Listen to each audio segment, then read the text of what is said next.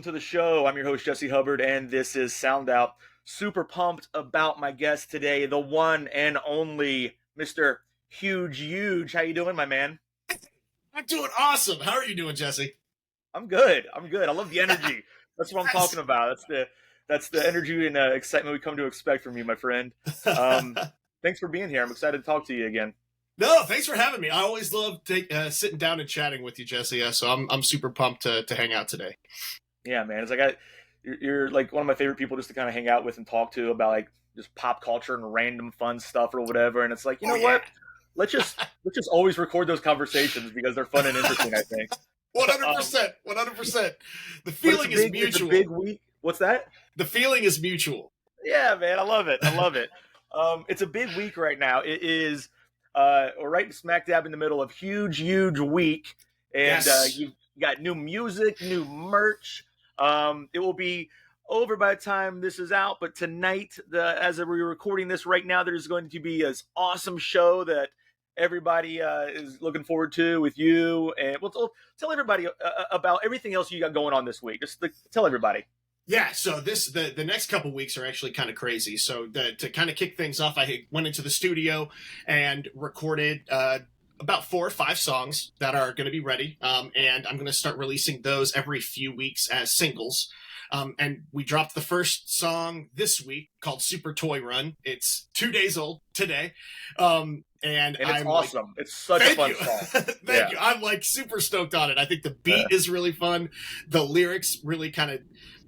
The song itself is about the early Nickelodeon sweepstakes. It was called Nickelodeon Super Toy Run, where you would mail in a little postcard as a kid, and they would draw a name out of a hat, and if you won, you would get 5 minutes in a Toys R Us, you and a shopping cart, and you could go wild, just going around grabbing toys. And that was always a dream of mine, a forgotten dream at this point, and I revisited it months ago, and I'm like, dude, this still like gets me really excited. I started researching toys that were available in that era, and so I decided, I'm like, you know what?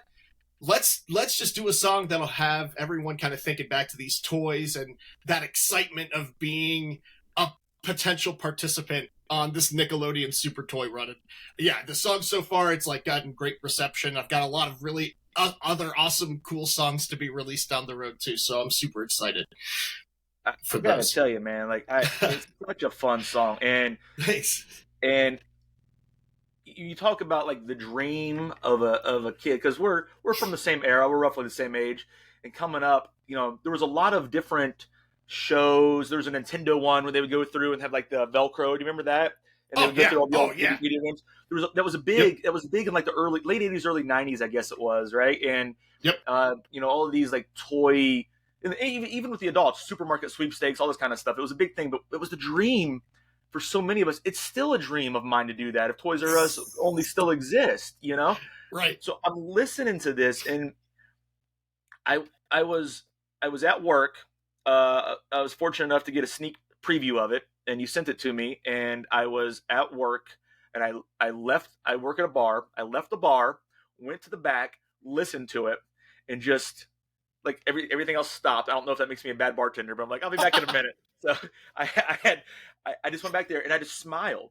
Like so many things that you mentioned were some I remembered, some I forgot about. And it was just a wave of nostalgia. And it's just, man, like you knocked it out of the park. So well done. Thank and you. It's just such a fun and just a happy song. I love it, man.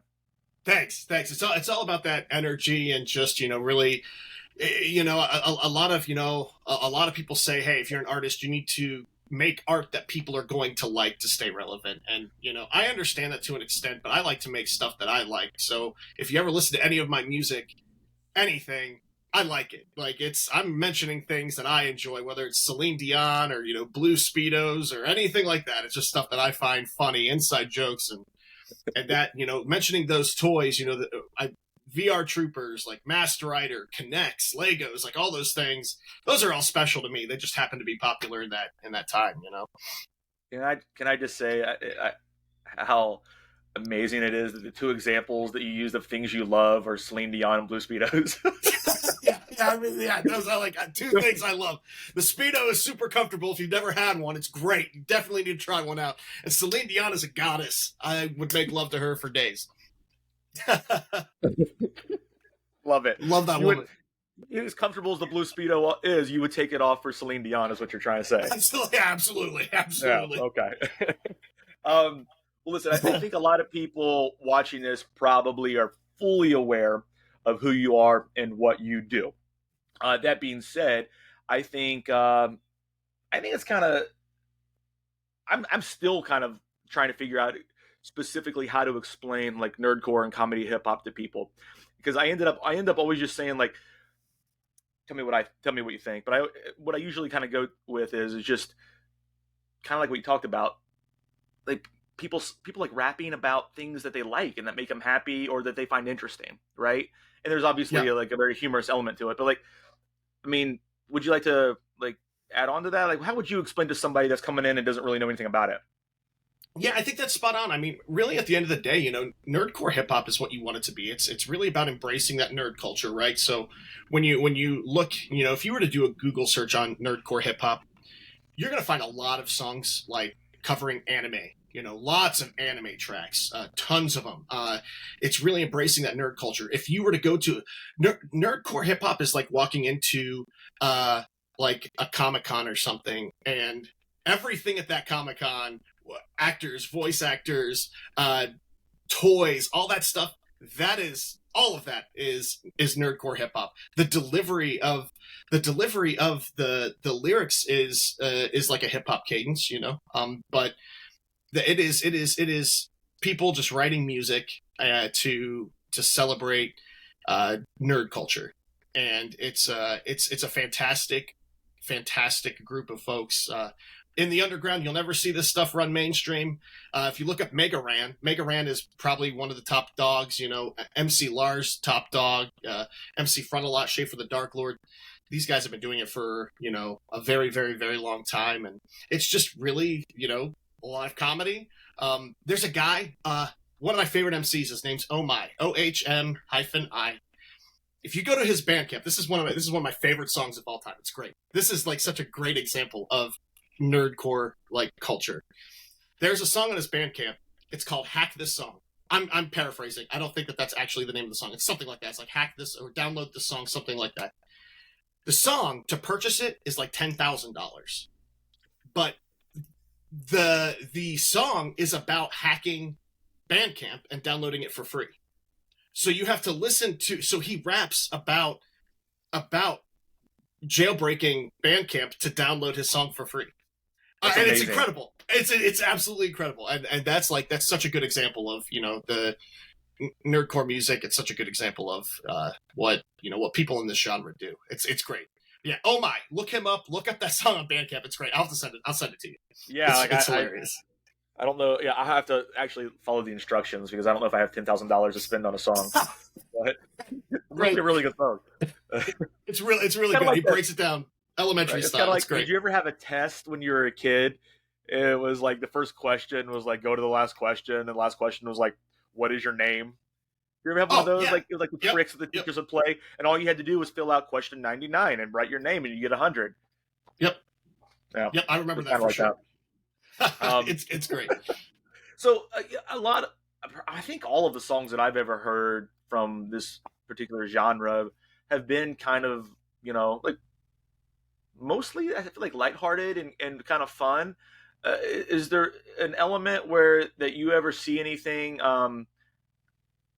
covering like real world kind of like serious topics, or is that not really what this is about? Is this music more of an escape from that type of thing? I would definitely say there's a lot of artists that'll pivot and, you know, write some serious stuff. I had a spoken word poem on my Bad Rapper EP called, you know, The World is a Better Place, which is, you know, about suicide, right? So I think a lot of artists will, you know, kind of side. Yeah, I forgot about that. That's a great example. I think that a lot of artists will, you know, sidestep, but nerdcore ultimately, I think nerdcore really embraces what music kind of does. It's such an escape. It plays up to things that you love, like.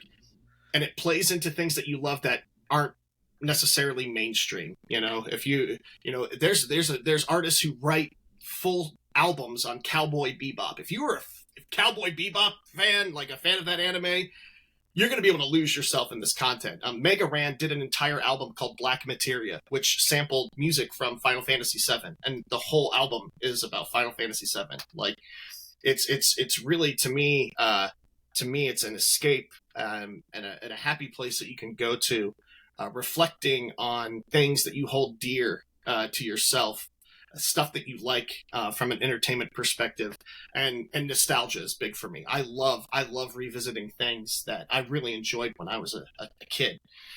So that'll come out a lot with my music and anime with a lot of other folks. You just never know what you're going to get with a lot of different nerdcore artists.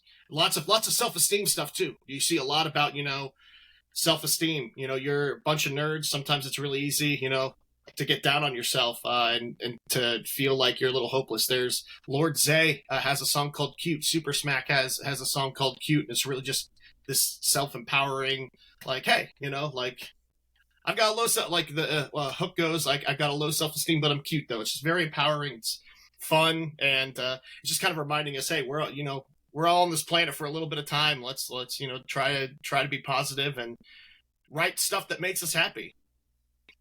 I think it comes across in your music in particular, because it is like you talked about, you think things you like, things that you enjoy, and it seems so authentic and genuine, and that makes it so much easier to get into. You know what I mean?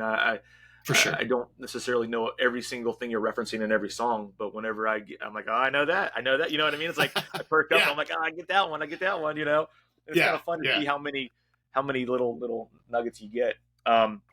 You're talking about like nostalgia, and we're talking about pop culture. I have to mention that today I saw on your Insta story, you posted a snippet from one of, if not my favorite commercial of all time. You know exactly what you're talking about, right? The Starburst, yeah, berries and cream. Cream. Little Dutch boy that I still quote way too often, if you ask my wife. Anytime we're in the store and she goes, "Do you want to get some berries?" I'm like, "Berries? Berries." And if I really want to annoy her, I'll do the dance. Right. It's that, like, I think you said it like that kick at the end right there, like boom. Oh, it's so good, so good. I introduced that to my one of my nephews. He was 7 years old at the time, and he fell in love with it, and he drove everybody nuts. This commercial is probably 20 years old now, I guess, give or take. Yeah. A lot of people here probably don't even know what we're talking about, but like, go look up the berries and cream commercial on YouTube, and it's just, you're either going to love it or you're going to hate it. I don't know. They don't make commercials like they used to. They don't. All those, remember those Skittles commercials? Oh my God, they're so weird. Those were also like, there was this very strange period in commercials, like in the 90s, that would just, things were so crazy. The Quiznos commercials with the little, I think they called them sponge monkeys is what they called them. Yeah, those things were those were so, I mean, those were national commercials, but I always thought it was like a local I thought it was a local sub place. I'm like, oh, this is like some low budget whatever. When I was a kid, I'm like, this is like ridiculous. Yeah, those were great. Those were so funny. I wanted to bring that up because I thought you'd get a kick out of the story about the berries and cream. Yeah. So like he's my middle-aged nephew. He's like the middle of three boys, and he was obsessed with that and drove everybody nuts. And he kept going around and like mimicking the commercial, but it was always like ha ha ha ha, like that's what he would always do. And it got to the point where they like, Jesse, could you like stop showing him that commercial? Right, please, we're begging you, stop it. Like we've got to get him out of this phase because people don't know what he's doing. He just sounds like he's acting like Mickey Mouse all the time. Yeah. Like, well, I don't know. I think it's funny. But yeah, that made me smile. That's what I'm talking about. I mean, like, that's it. That's the Yeah, kind of stuff. that's literally like it's those memories. It's like those things that kind of trigger, like, there's endorphins going on in your brain that just kind of remind you of like a simpler time. And yeah, I love that. To me, that's one of the best feelings of the world.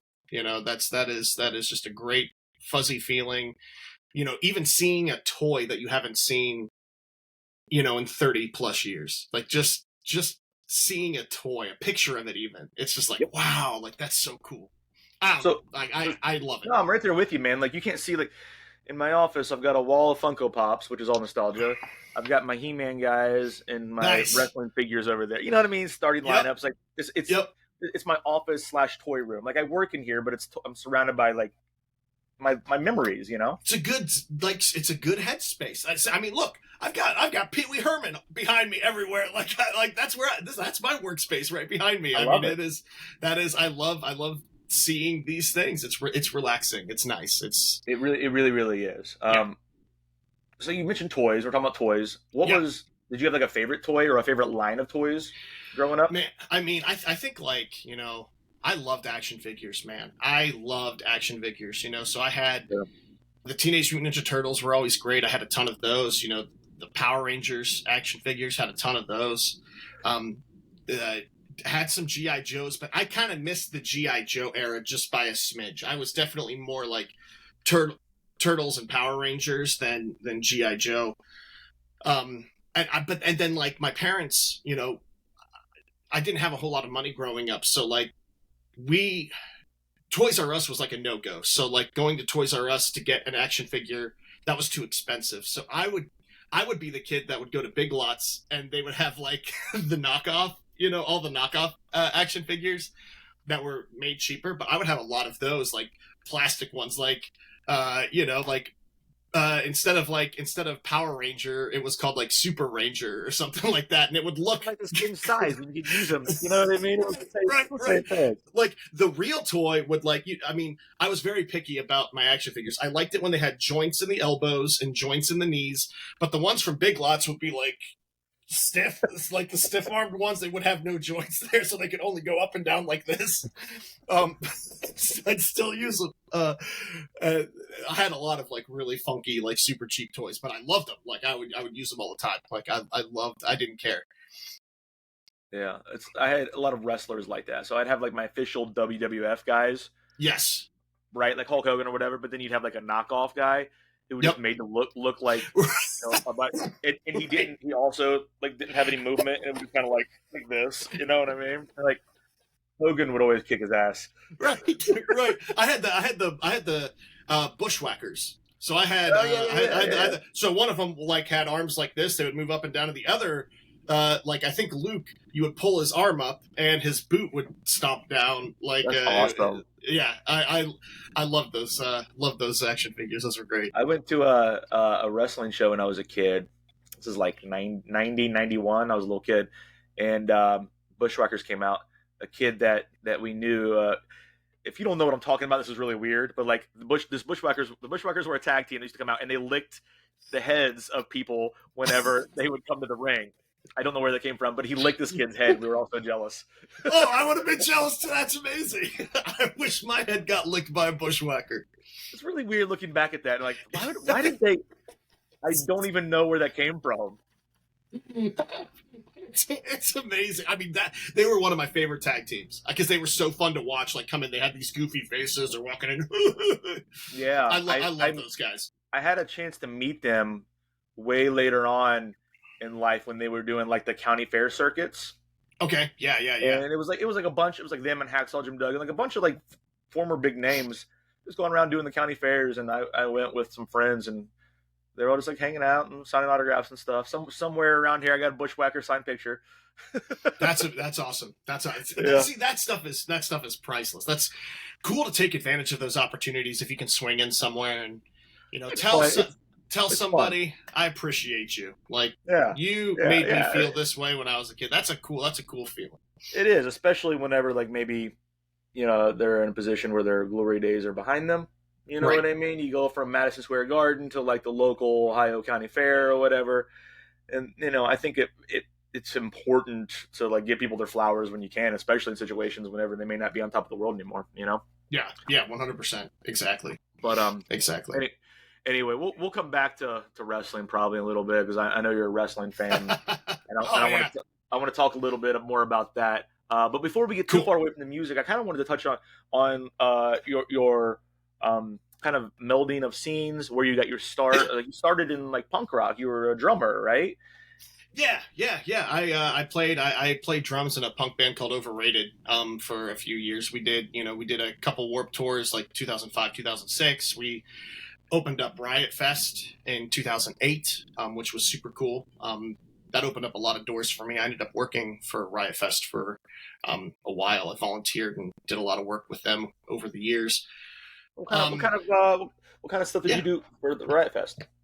Yeah, I mean, I kind of did a little bit of everything. The very first time that I had worked with them, I was kind of slinging beers in their like artist VIP area. So I was doing that, and then I got thrown right into stage management. I had no idea what I was doing, but I got to. We'll have to talk on the side. I've got a lot of really crazy stories about about some artists and stuff and situations that I was put in doing that. But I stage managed for a couple of years before it went outside. So this is when it was in a place called Congress Theater. It was like one big. Yeah, what year did it start? I want to say they went outside. It was either 2012. It was either I think it was 2011 or 2012. I think it was 2011 because I managed 2009 and 2010, and I think 2011 was the first time it went outside. Okay, 2012 was the first year that I went, and I'm trying to remember. Okay, I was managing. Year, I wasn't managing. I was like just kind of like helping with box office at that point. I went from doing stage management. Then it just got huge, and I'm like, I really shouldn't be doing this. I don't know. I was kind of a floater. I really kind of like did whatever. I gave Wu-Tang Clan a ride on a golf cart, and they made fun of me saying that I was like Fred Flintstone because there were so many of them on my golf cart, and I could barely chug along on this thing. Like, oh, this guy's motherfucking Fred Flintstone, and I'm like, I mean, basically, it's what I feel like right now. There's too many of you guys on this carpet. Yeah. Also, like, way to hit the nail on the head with the current topical references, Wu-Tang Clan. Right. It was hilarious. No, but like 2012 was the first year I went, and that was. I look back at it now, and I'm like, man, all my favorite bands. So like, The Offspring headlined like a small club show on Friday. Okay. And then Saturday I was there. Was that with No, okay. Okay, I remember that show. I was there. Yeah, there was only like 2 or 3 bands open for them. It wasn't like a full day. That was at Congress Theater. Yeah. You were there? Yeah. That's wild. And then so like Saturday and Sunday were like the outdoor at the park. I mean, man, that's like hot water music and I mean Iggy and the Stooges and Gaslight Anthem and Frank Turner and I mean I was like, oh man, look at that lineup and it was stellar. So you were there. I wonder if we met that weekend or like talked. It's funny. It's possible because I was up front. I wasn't taking tickets. For that show. I was up front. So if you bought a ticket day of, I sold it to you. That's awesome. Yeah, that's cool. So anyway, I'm sorry I had to start talking about Riot Fest. I didn't realize you played Riot Fest or let alone worked at Riot Fest. That's pretty cool. Yeah, that was the punk rock time. I loved the band that I was in. But yeah, when we kind of got out of college, and the band broke up, there was so much time and effort spent in building that band, and it's a lot of work to get people, when are we going to practice, rehearsal times, agreeing on shows. It's a lot of work to build that kind of relationship. So my hat goes off to anybody in a band because I said, fuck this. I don't want to. Oh, am I allowed to say bad words? I just dropped an F-bomb. You can say whatever you want, my man. Sorry. I was like, I didn't even ask, my bad. So no, I don't want to do this band thing and start from the ground up. So I wanted to do something solo, and I'd found this guy named MC Lars was opening for like an American Hi-Fi Bowling for Soup tour that I went to, and it was cool. He just had his laptop, and he was just kind of like rapping about nerdy stuff on stage. I thought that was so cool, and I'm like, oh shit, I could do this. Like I could, And so I had GarageBand on my laptop, and I just threw some beats on there. Made like Albert Einstein's a Friend of Mine was one of the first songs that I ever wrote. I Don't Do This for the Money, just one of the first things. This was just GarageBand, tracks, nothing crazy. I recorded everything on my laptop. Nothing was mixed or mastered or anything. And I was like, I'm just doing the solo. I don't need to ask for anybody's permission or, figure out rehearsal time. I'm just going to do this by myself. And that's how Huge Euge came to be. That was 2008. So getting ready to, or 2009, I think is when I like really started it up. But 2008 was my first show. But yeah, it's going to be big sell. I think it's going to be 15 years here soon, man. 15 years. It's 2000. I think 2009 is the actual like start date. That's cool. Are you gonna do something? Anything planned for that? Not yet. I don't know. I'm kind of enjoying. This is the first year. The past 10 years, I've been doing the Huge Euge holiday show. So this is the first year without the show. It feels a little like there's a void.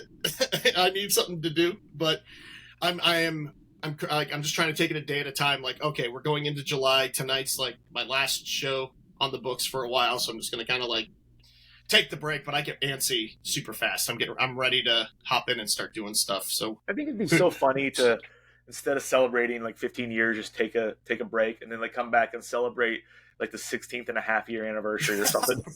It'd be so. It would be kind of like off the wall. Yeah, that'd be hilarious. So weird. Right. No, but yeah. So like you mentioned taking a break. You've been like, grinding away and doing all these amazing things for so long.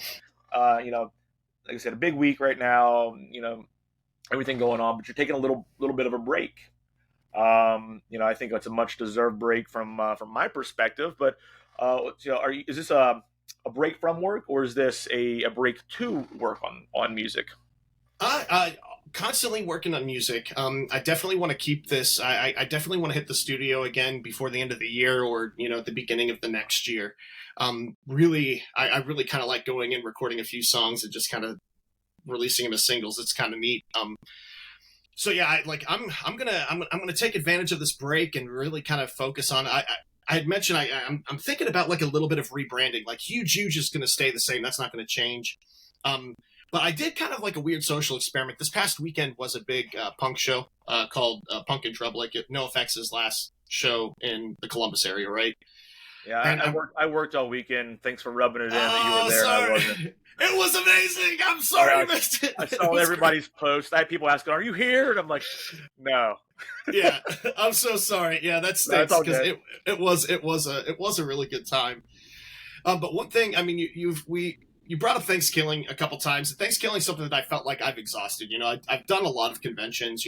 I've been able to travel, across the country, and little old me signing autographs at a table is like it still weirds me out. I think it's still really strange because I collect autographs. I love memorabilia like that, and it's weird that like I can sit behind a table and sign stuff and people appreciate that and like it, right?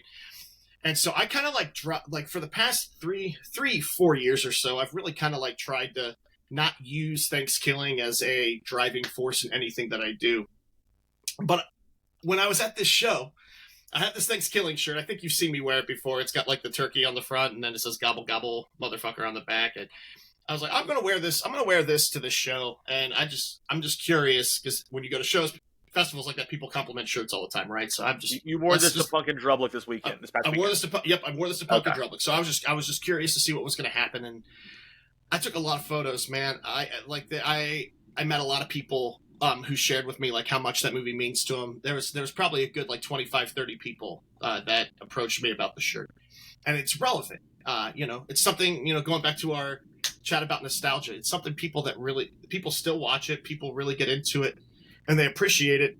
And so I'm trying to work on a way of rebranding to where it's Ryan Francis as Huge Euge, but like Ryan Francis from Thankskilling as Huge Euge kind of thing, to where I can bundle this, and because I'm the same person, right? I'm the same guy who did I'm not, Huge Euge is not a separate entity. It's Huge Euge is not a different persona. It's me. It's just the name I go by.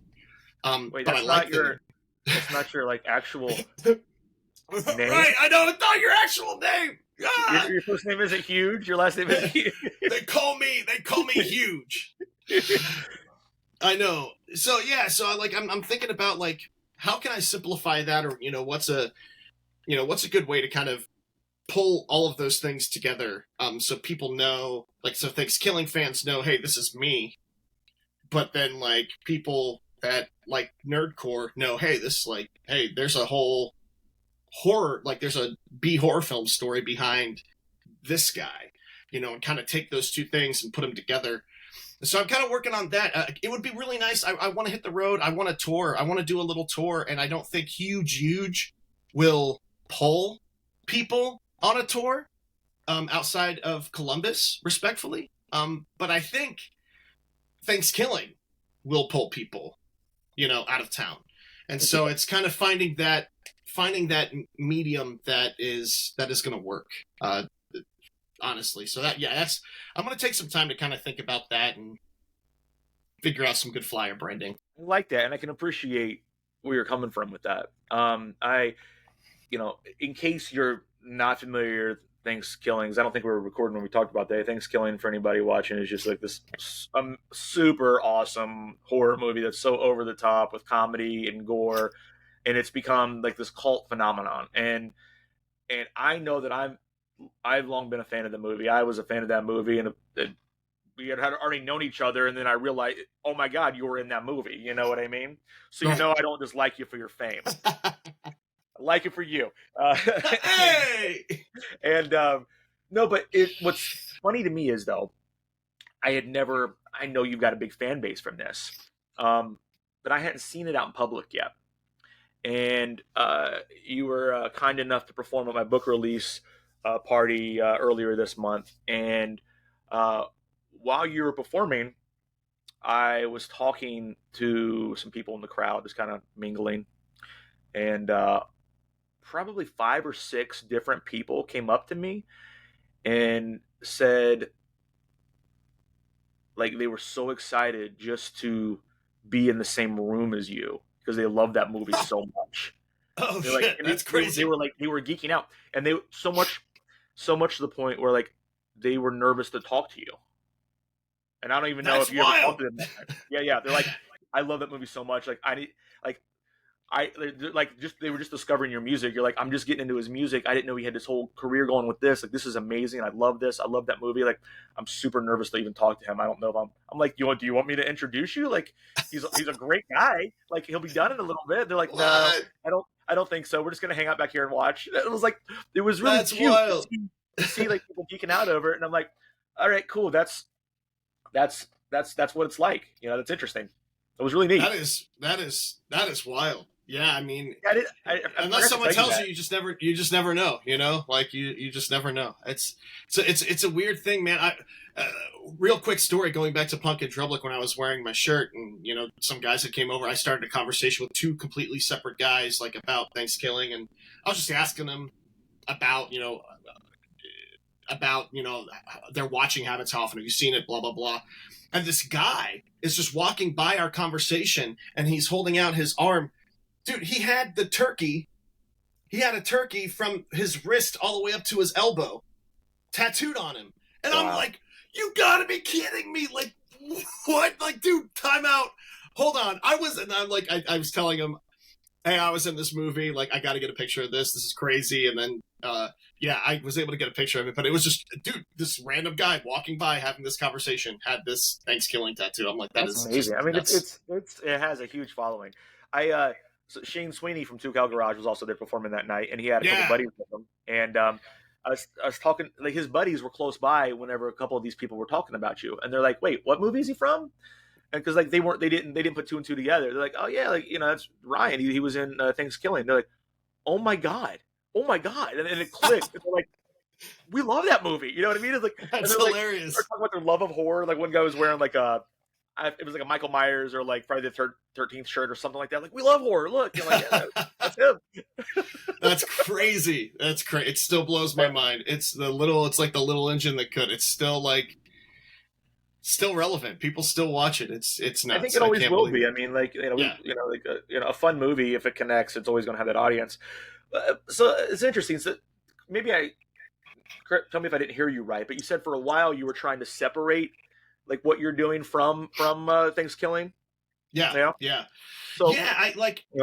No, go ahead. No, I'm just saying, like, and I get that. I see like a lot of artists who dabble in different mediums, they want like this to stand on its own. But I mean, what ultimately kind of pivoted a little bit for you to think maybe I should embrace this? Was it just seeing how many people have this connection to the movie and like almost because I feel like you'd be doing yourself a disservice if you didn't say, yeah, these are all the awesome things that I've done. But I get wanting to separate your art forms. So I mean, I guess take me through that a little bit. Yeah, so it was a little less wanting to separate the art forms and more of an oversaturation from a social media perspective. So I actually spent years trying to build, my socials using Thankskilling as that. So I would spend, every day I'd check hashtags, I'd comment, Instagram, it's really easy to do that. Facebook, it's really easy to do that. You can like type in keywords and, hey, I've got this going on, hey, I'm that guy from that movie. Thanks for, making this YouTube video. Like YouTube, I spent a few years like hardcore trying to build that social media presence, hoping that these comments would lead to more follows and build it from there. And I suck at it, apparently, because it didn't really build as much as I wanted it to, right? So I didn't really have that following that I would have wanted. And so then I'm getting in my head about like, oh, I'm sharing Thankskilling this, Thankskilling that. Oh, Ryan takes a shit, it's Thankskilling. Ryan takes a piss, it's Thankskilling. Ryan's gonna, and it's just all this like over some stupid little movie. And I think that I was feeling that my friends and family were just kind of over it. Like, can you stop talking about this thing? Because that's all I have, and I didn't want it to be like this is my only thing. I have other things I can do, but it's a fun thing to talk about to me. So I was just like, okay, this isn't working. This is not working. So I'm going to put a pause on it. And it's kind of like over the past couple of years, I'm seeing, people do really still like it. People still watch it. And so I'm trying to, that's kind of where I'm coming back to try and re-embrace it and, kind of bring both things together. And try it again, and see. I've got a really cool opportunity in November. I'm going to be. It's unannounced. There's a cool thing happening in November. Yeah, you can tell me later. Not in Columbus. That's not in Columbus. That I'm really excited for. But it's going to be pretty cool. There's still events. There's still conventions that inquire. So yeah, we're gonna see. We're gonna see where things go. But it'll just take some time to kind of figure that out. Have you ever done any events related to both of these before, like these worlds? No. Yeah. Once in 2008, the end of 2008 or early 2009, I can't quite pinpoint it. In Heath, Ohio, I did the Thankskilling release party at this venue called Buckaroos, and I performed for the first time in my hometown as Huge Euge for a Thankskilling release party, and like no one showed up. It was like awful. I got like booed off the stage. I mean, obviously it was like one of my first shows. It was like really weird. It was very awkward. But it like I have the flyer. It's like, oh, Thankskilling. It's got the turkey on it, and then like, oh, featuring Huge Euge. It's very weird. But that was that's like going way way back. But I did do that, and that was the only time. Conventions have just been conventions.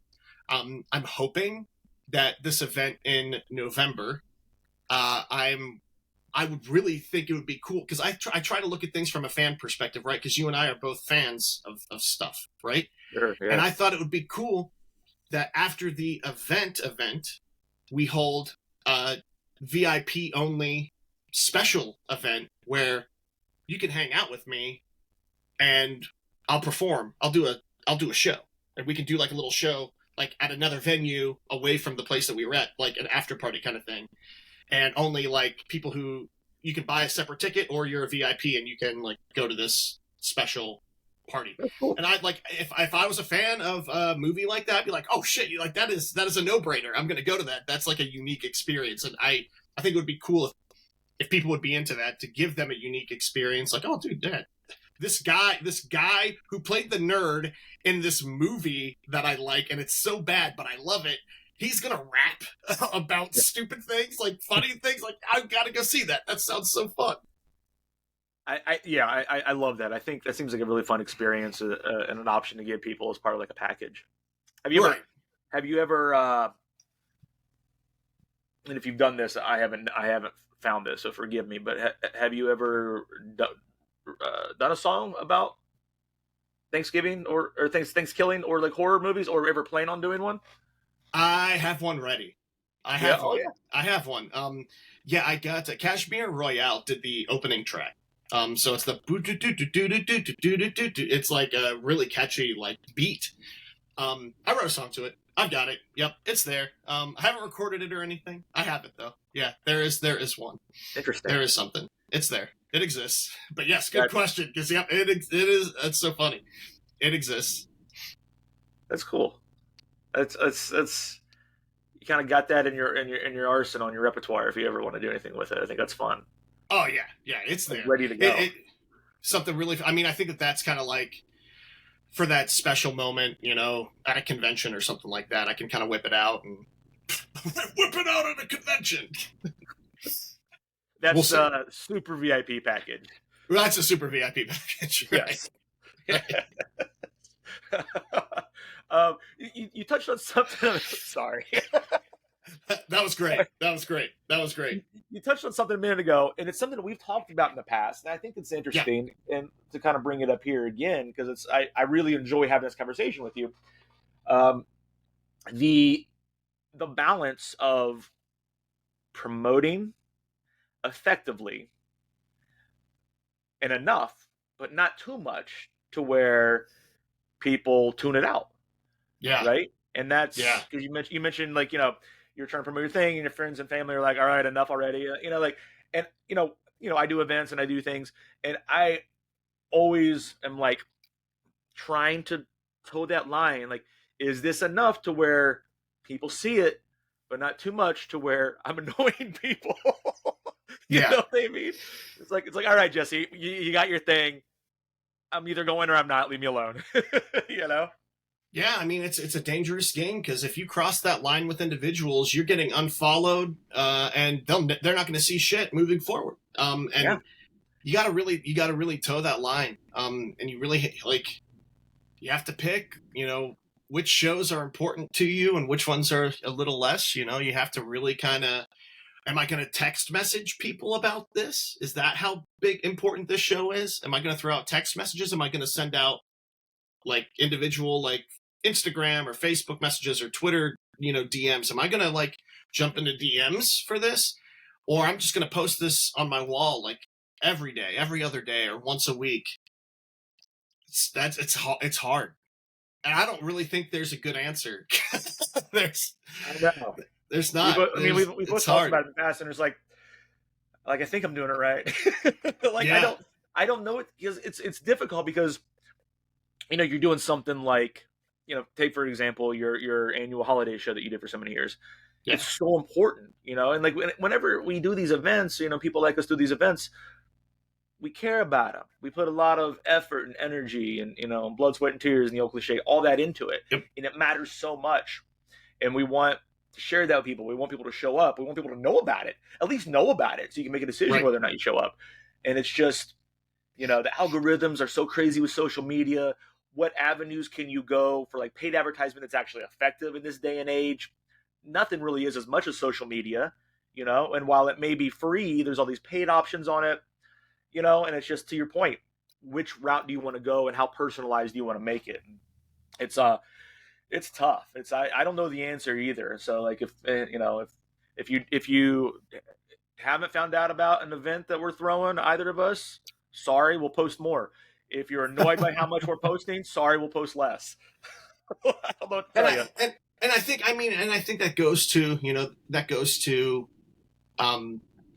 if you're going to do an event, it really needs to be special and space it out. Give people some breathing room. Yep. If you're promoting and booking a show, from an artist perspective, you're promoting yourself. If you're promoting a show every week or every other week, no one's going to come and see you because they can just say, "Oh, he'll be doing another show again soon," and they can blow you off. It doesn't matter.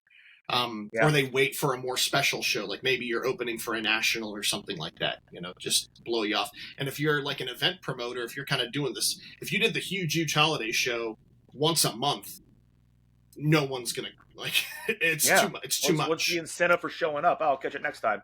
Catch it next Right. time. It's very, So very I well said. I could not agree more with that. And it's just like you got to give it breathing room. That's why it's tough. I don't envy people who are like full time promoters. hard. Like because it's difficult to have any like real feeling or emotion on these social media channels when everything is just advertisement, advertisement, advertisement. You know Right. what I mean? Like it's Like you advertisement because you over want and over and over. the band that just booked that day. They're the ones that are going to be selling your tickets. You're just kind of putting it out there. You're using your following to like, oh hey, Yeah, they're coming, and people will they'll gravitate towards that particular artist that's coming into town. yeah, exactly. It's important, I think, to have the balance between using social media as a promotional tool, but also giving insight, like real feeling to like who this person is as an individual. Whether you're an artist or whatever. I think that's good. Like I For don't. sure. There's certain musicians or whatever that I follow, or certain actors. Like if everything is just new movie, new song, blah blah blah. Like, who are you as a person though?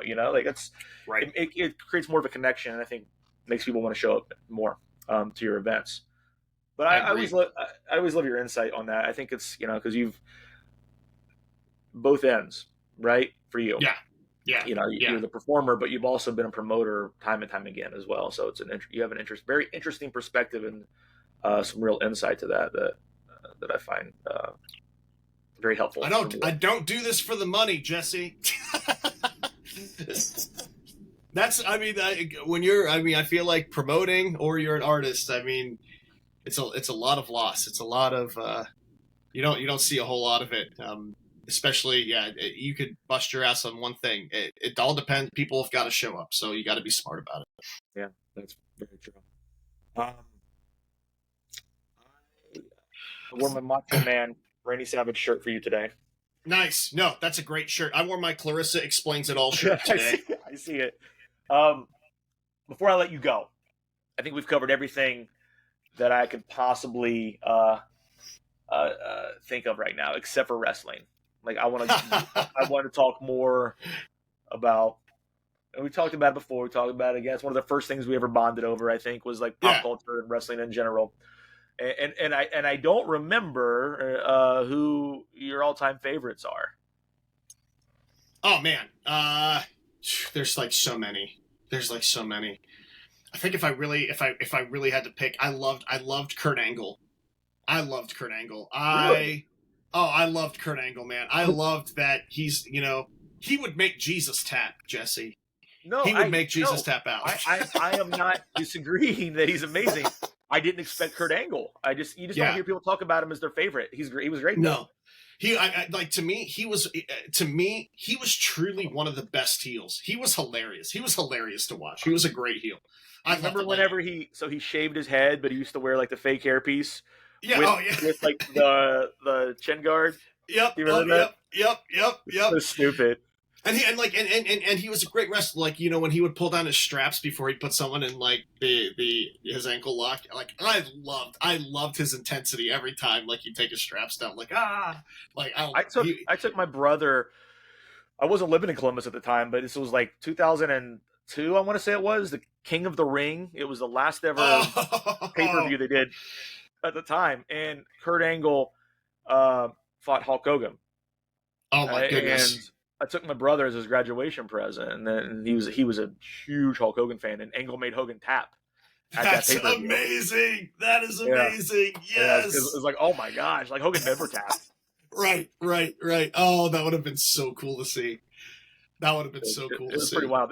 That was a great pay-per-view. It had like Undertaker and Ric Flair and like the NWO and Eddie Guerrero and Triple H and The Rock, and Stone Cold, and everybody. Anyway, I look back at that I'm like, man, what an age. So anyway, Kurt Angle. And I want to hear who else you like, but before we get into that, I want to ask you if you ever watched the WWE Hidden Treasures show. I think that's what it's called. No. So I don't even know what that is. No. Okay. So I'm addicted to it. It's the second season, and the premise is that they recruit former, sometimes current WWE stars, legends from over the years, to go out and try to find significant pieces of memorabilia from their or a related wrestler's career for the Hall of What? Fame. And it is amazing. Oh, The that's newest so cool. episode that I just watched last night is Kurt Angle, and it's awesome. Oh, that's so cool. So they go out on their own, like to flea markets and stuff, and try to. This year is it's hosted by Booker T, Mick Foley, and Lita. Okay. And Kurt Angle joins them on a search to find, like, for example, the milk truck when he drove it down and sprayed everybody down with milk. And, stuff like that. Like they go out and try to find this stuff, and then they try to, like, beg, borrow, or steal to get it to the museum. You got to watch it. It's awesome. Oh, what's it on? Is it on Peacock or? It's I think it's A&E. I think something weird. Okay. But like I'll find it. That sounds awesome. You can buy like episodes, like if you can't find it like when it's actually happening live, you can for like $1.99 an episode. Okay. Through pay-per-view or whatever. That sounds awesome. I really want to watch that. That sounds like super relaxing and super fun. It's really good. Did I ever tell you my Lita story? No, you have a Lita story? I don't know. I don't know if we have time for this. It's crazy. It's crazy. She spent the night at my house. What? Dude, she spent the night at my house. Yeah, she spent the night at my house. Yeah. I mean, and we watched an unfinished you could leave it there if you wanted to. Copy of Thankskilling together. I played with her band called the Luchagors a couple times. Oh my god. Is she cool? Oh, dude, super cool. She seems like she would be. Dude, okay, so real quick story before what? Just one real quick one. We're like the Luchagors, super fast street punk band. Like she would do flips off the stage into the crowd. Like they were nuts. Luchagors were crazy. Look them up. They're so good. But we did like two or three different shows with them in the Midwest area. And this one happened to be this was the Columbus show. And before our set, so I never smoked weed at all. Like at that age, I didn't at all. Like never really touched it. Never really did anything. And Amy Dumas, I'm gonna call her Amy now because like we're tight, She's like we're in the green room, and her boyfriend, his name was Jay, he was the guitarist. They pull out this massive joint and they light up and take a hit, and she offers it to me, and in my head, I'm like, Lita is offering you drugs, you have to do it. And I'm like, I'm the drummer. You're like super fast, like cut time drumming. It's like crazy. And so I'm like, okay, well, I was like, sure, of course, yeah, absolutely, happily, like boom. And I'm like, cool, that's not going to do anything to me. That's not going to affect me at all. So then fast forward a little bit, on stage, my drum kit, we were the opening band. So drum kit's been set up, we've been checked and everything. So our very first song, we had this aggressive kind of intro where guitarists would do a ring out and be like, bam. And then I would start, it was a brand new song. I would start this drum beat, like, something to go really fast. Well, we're up there and, the guitarist does the ring out and says, hey guys, like, we're overrated. And the ring out's still happening. And I'm stoned as shit behind my kit. And I forgot the song. I didn't know what to do next. I just completely forgot. And he, like, his name was Jeff. He turns back to me, goes like, do the count. And I'm like, I don't remember the song. He's like, do the count. It goes, he's like doing it with his hands. And then like, I did it. We got through the set, and our lead singer, Steph, she was like, what the fuck's up, Ryan? Like, you played so slow. And then I finally was able to tell him, like, dude, Lita got me really high. I'm so sorry. I'm so sorry. That's totally my fault. But yeah, that was hilarious. That was a really fun show. And That's amazing. That was my first time smoking the Devil's Lettuce was with Lita. So Lita gave you drugs. Yeah. All right. Give me three more for your Mount Rushmore of wrestling. Kurt Angle. Okay. Three more. Okay, Shawn Michaels. Shawn Michaels is probably one of the best showmen ever. Anytime he would kick someone in the head, it was like my favorite. I thought it was just completely painful. It's really close. I've got two more, and they're probably cliche picks, but it's kind of a tie. I would say it's a tie between Ric Flair and Jake the Snake. Oh. Jake the Snake Roberts was always just really fun to watch growing up. He had a snake and everything. He was like to me, the best villain. And I think out of everybody in just the WWE universe, I feel like Jake Roberts has also been the most vulnerable with his story. No one else. I mean, Mick Foley has a really great story too, but I feel like Jake, he's gone through some shit, and it's been really cool to kind of watch him through documentaries, clean up and get on a better track. But Jake the Snake's great, and Ric Flair is just awesome for so many reasons. He was one of the oldest guys actively in the ring wrestling, and he would still take bumps to the face. He would bleed like a pizza, and he was just pizza.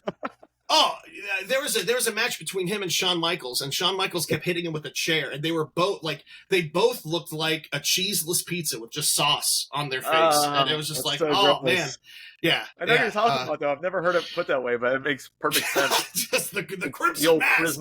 prism mask. And then I mean, just he wasn't a wrestler, but Jim Ross will always be like. It's hard to watch wrestling without Jim Ross as an announcer anymore. That he was the best wrestling announcer that there ever was and ever will be, in my opinion. No one will ever be.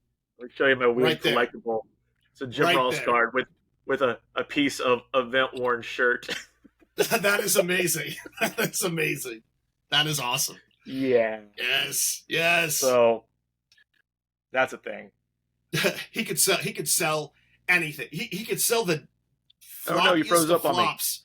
On me. And yeah, you're froze up on me too. Oh well. Are you gone? Did this abruptly end? Oh no, you froze. I don't know what happened. Weird. I don't even know if you can hear me, but I can't hear you at all, dude. You can't hear me at all? Oh, can you? Oh. There you go.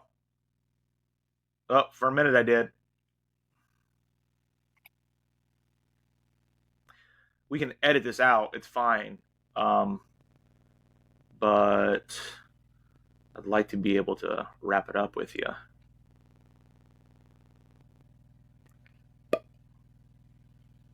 Ah, shit.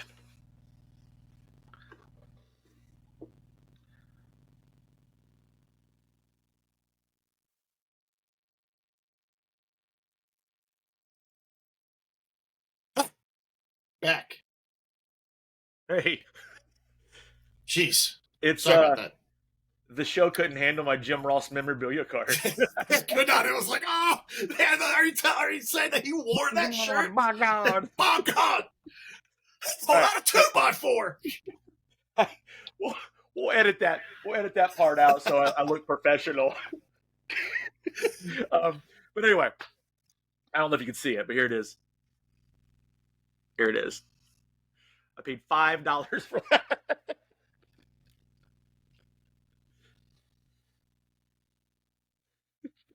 I'm just kidding. I was gonna pretend like it was frozen again, like because as soon as you showed Jim Ross, like oh no.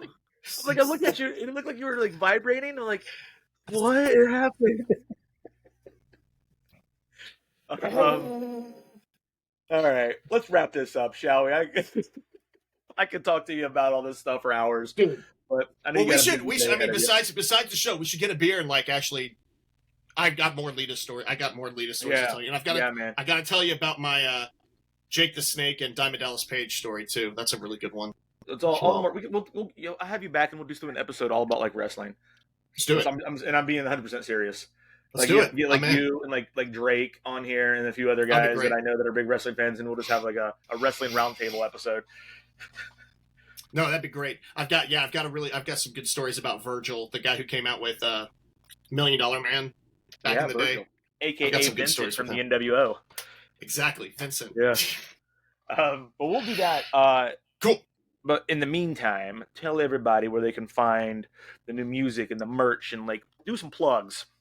Yeah, hugeuge.threadless.com for all your merch. And then Instagram and Facebook, Huge Euge Official. And Spotify, Huge Euge, HUGEEEUGE. Huge Euge. All of those things. All of those things. Man, thanks so much for being on the show. It's a blast talking to you. Always fun hanging out and just like shooting the shit, man. And this was a pleasure. No, likewise, Jesse. Thanks so much for taking the time and hanging out with me for a little bit. And Yeah, now it's time to go get ready for the show. Show at the Stoop Yeah. tonight, which you won't hear about this show. The show will be gone by the time you It'll be hear gone, this. but It'll I be will gone. also have been there, and it's going to be amazing.